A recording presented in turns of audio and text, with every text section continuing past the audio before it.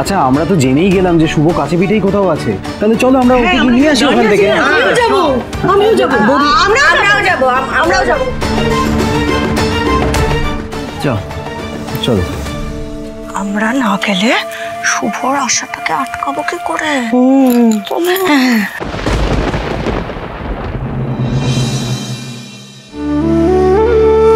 এই কুমলিটাকেও বলিহারি, এক একটা জিনিস যে কোথায় রেখে দেয় না, কাজের সময় কিচ্ছু খুঁজে পাওয়া যায় না।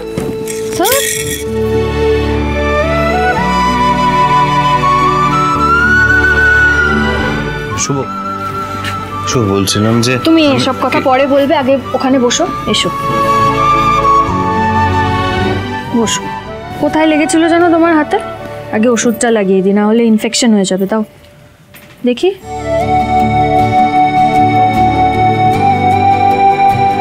শুভশ্রী আগের মতো যত্ন করছে আমাকে, তার মানে নিশ্চয়ই আমাকে ক্ষমা করে দিয়েছে।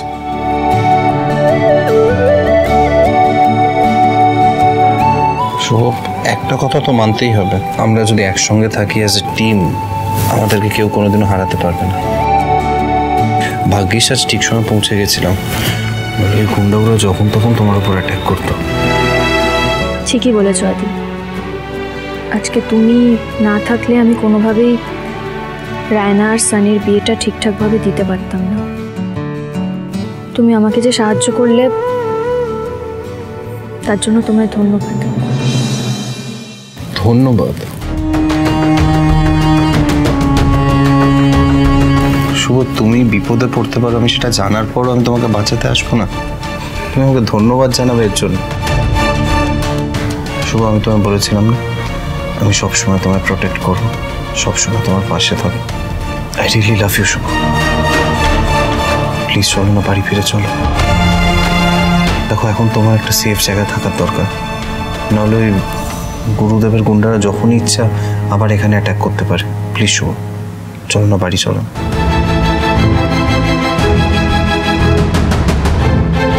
দেখো শুভ, আমাদের মধ্যে যা ঝামেলা জাটি হয়েছে প্লিজ ভুলে যাও।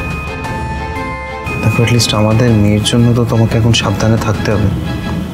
চলো না, বাড়ি ফিরে চলো না প্লিজ। আদি, এই কাজে আমি কিন্তু এটা জেনেই নেমেছি যে কতটা বিপদ আমার হতে পারে, তাই এখন সবটা সামলানোর দায়িত্বও আমার নিজের।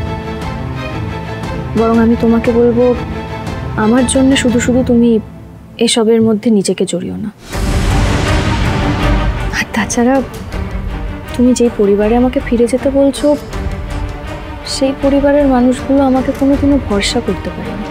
সেখানে এই যে বস্তির মানুষ যাদেরকে তুমি দেখলে, তারা বিপদের দিনে আমার পাশে এসে দাঁড়িয়েছে, আমাকে আপন করে নিয়েছে। তাই এখন ওদের পাশেও তো আমাকেই থাকতে হবে, তাই না? তার মানে কি তুমি আজও বাড়ি ফিরবে না? ফিরতে পারবো না আদি, তোমাকে তো আমি আগেও বলেছি ওই বাড়িতে আমি ফিরতে পারবো না। আমি ওই বাড়ি থেকে বেরিয়েছি নিজের পরিচয় খুঁজবো বলে, নিজের পায়ে দাঁড়াবো বলে। আর জানো তো আদি, আজকাল না মনে হয় আমি যেন নতুন করে নিজের আত্মবিশ্বাস ফিরে পাচ্ছি। শুধু মনে হয় যে পৃথিবীর যে কেউ, যে কোনো শক্তি যতই আমাকে দমাতে চাক না কেন, কিছুতেই পারবে না। গৃহপ্রবেশ সোম থেকে রবি রাত 10টায় স্টার জলসায় জিও হটস্টারে।